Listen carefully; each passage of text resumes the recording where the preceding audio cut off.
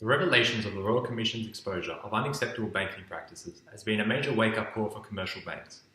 A great deal can be done to increase the degree in which retail banks act in the interests of consumers through proposals of stringent regulatory measures. Firstly, increased competition from international banks such as Citibank is a key factor to improve good behaviour from domestic banks. Post-GFC, stringent regulation reduced competition in the banking industry by increasing barriers to entry.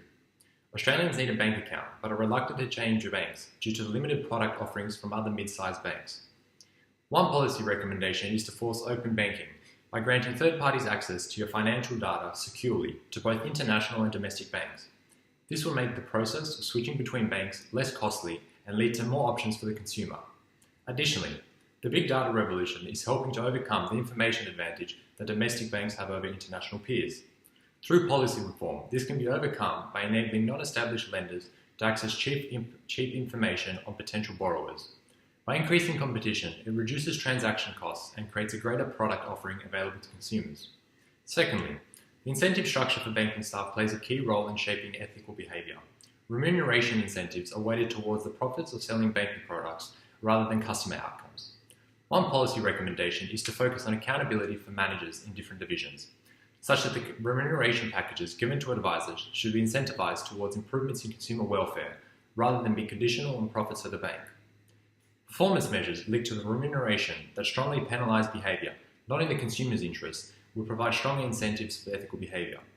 One practical method is the removal of all value or volume-based compensation elements in incentives for advice roles and rather focus on customer outcomes and non-quantitative KPIs such as customer satisfaction.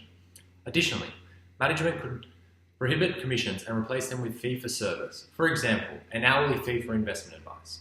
Lastly, there needs to be a demerger of banking divisions in marketing their own products and claiming to provide independent advice to consumers.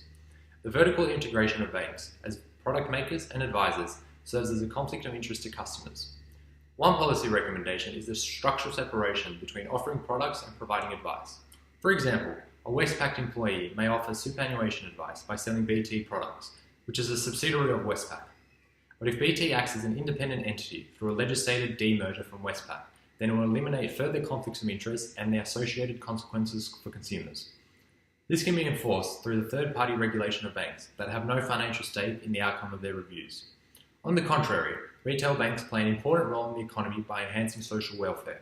They provide specialised financial services that help make the overall economy more efficient. However, they should be held accountable but not demonised for the misbehaviours identified in the Royal Commission.